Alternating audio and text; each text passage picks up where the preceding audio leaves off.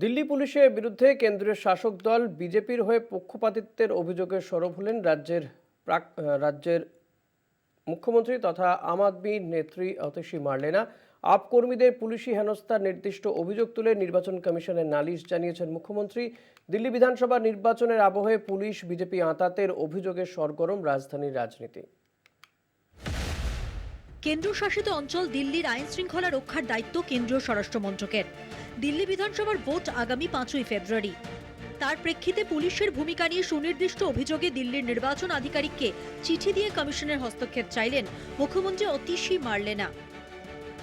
আম আদমি পার্টির কর্মীদের বিজেপি নানাভাবে ভয় দেখাচ্ছে, তা নিয়ে থানায় অভিযোগ করলে আপ কর্মীদের তা তুলে নেওয়ার জন্য চাপ দিচ্ছেন পুলিশের পদস্থ আধিকারিকরা।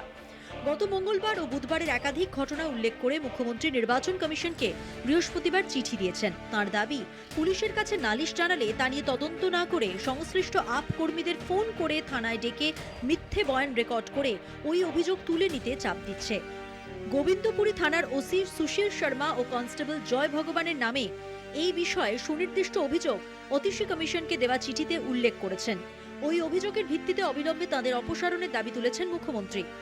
তিনি বলেন, আসন্ন নির্বাচনে এই দুই পুলিশ কর্মীকে যাতে কোনো দায়িত্ব না দেওয়া হয় তা নিশ্চিত করতে হবে কমিশনকে। ভোট ঘোষণার পর থেকে রাজ্যের নানা প্রান্ত থেকে বিজেপির হুমকির অভিযোগ থানায় জানালেও পুলিশ তাতে কোনো পদক্ষেপ করছে না বলেও একাধিক দৃষ্টান্ত তুলে ধরে নির্বাচনী আধিকারিককে দেওয়া চিঠিতে লিখেছেন আপ নেত্রী তথা মুখ্যমন্ত্রী অতিশী। কলকাতা টিভি।